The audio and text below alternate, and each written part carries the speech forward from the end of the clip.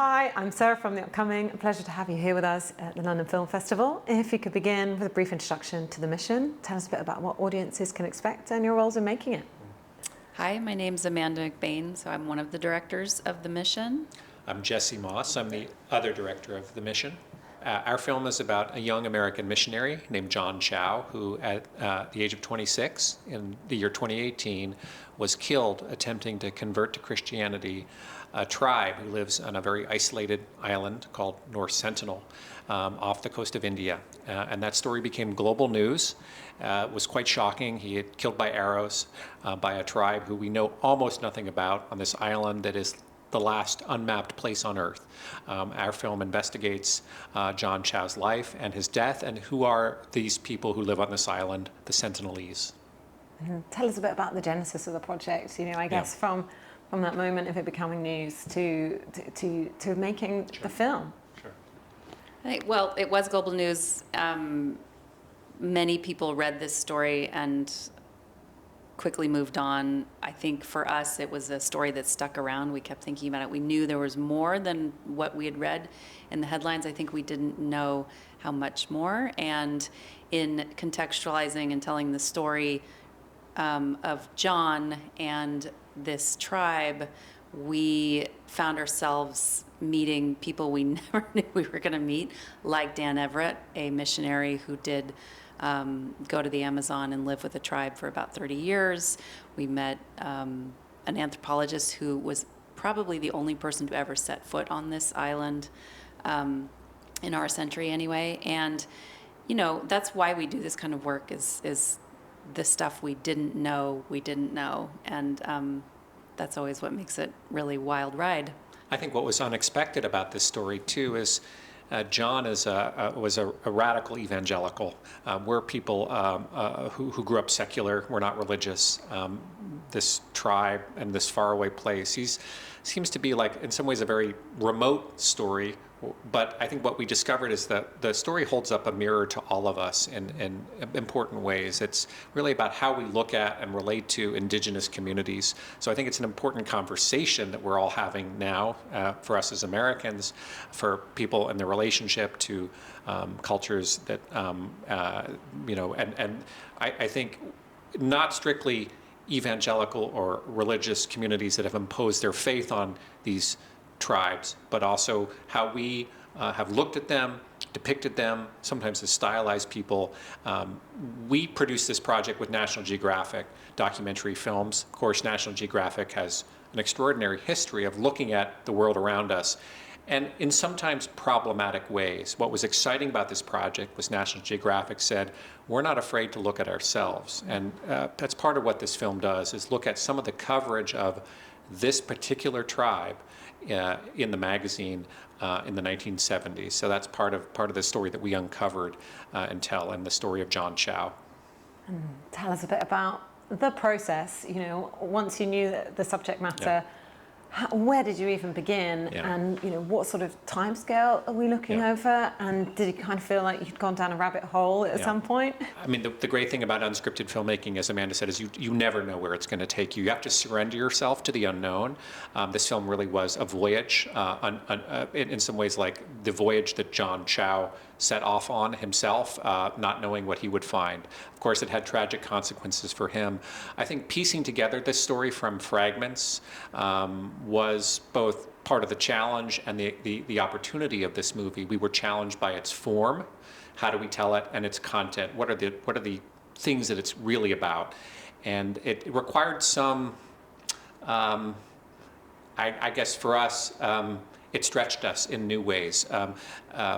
The film depicts in, I think, a very striking visual way what might have happened to John on this island when he made contact with this tribe. We use animation.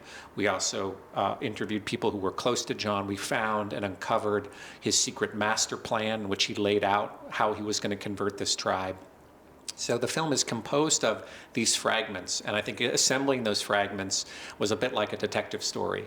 And I think that audiences are going to really come along on an extraordinary trip with this film, and I think end up in a very unexpected place. What was maybe, the most challenging moment on that journey, or on the flip side of it, a highlight, something you just never thought you were going to discover? It's a past tense story, and most of our work is present tense stories. So that there's a challenge to the why are you telling a story that happened a while ago, and how do you do that when there is no visual material available of this moment? That's so what the film is about. John Chow making contact with this tribe. And I think that for us, we had a lot of discussions in the edit room and in the writing of this movie of how to represent that moment. And there's so many ways. I mean, any movie, there are a million ways to tell a story, but for us, it became so clear that animation was the only one that was going to work for this particular sequence. We'd never done animation before, and it is really hard and slow and really beautiful, actually, the process and the collaborative nature of it, but also the imagination involved with how things are drawn, and there's so many ways you can go with it to then make the choice of which approach you use. That was probably the most challenging part of this project for me, formally. The film really was a detective story in some ways, and we kept uncovering surprising and sometimes shocking details. For example, the movie King Kong springs from this place. I don't think we knew that. The Andaman Islands, this archipelago that sits between India and Thailand, which is pretty remote, and this island itself, which is tiny, has been the wellspring of so much mythology and so many stories that have defined how we think about indigenous cultures.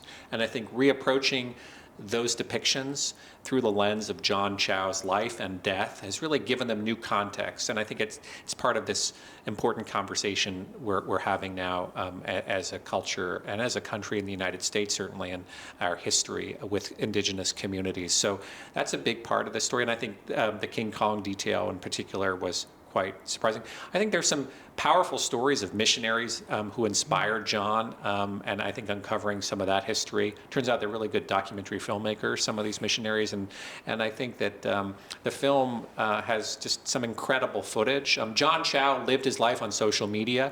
He was on YouTube and Instagram and Facebook, and he left videos that recounted his life of adventuring, but he also left some things out, and I think filling in those gaps was part of what we were able to do in the film. And I think in some ways John was pretty relatable. I mean, he's a really handsome, smart, ambitious young man who just found this purpose and was put on a path and spent 10 years training to do this almost impossible thing. Call it Mission Impossible.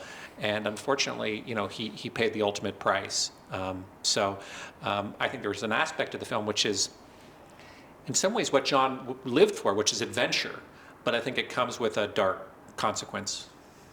And in terms of what people can take away, I guess you're taking people on that journey. It is almost a story stranger than fiction. As you've mentioned there, it's throwing up so many complicated questions. And I thought it was very fascinating what you said there, even for National Geographic itself, of how we look at other communities and how they're portrayed, but also maybe how the past collides with the present.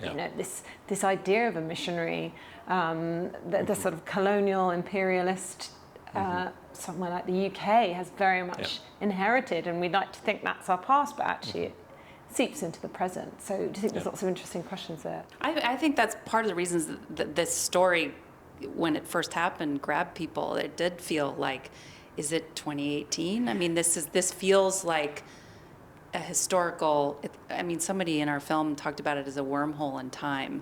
The fact that first of all, that this tribe exists and is mostly uncontacted is itself remarkable, but then that this missionary was doing what felt like an act of colonialism.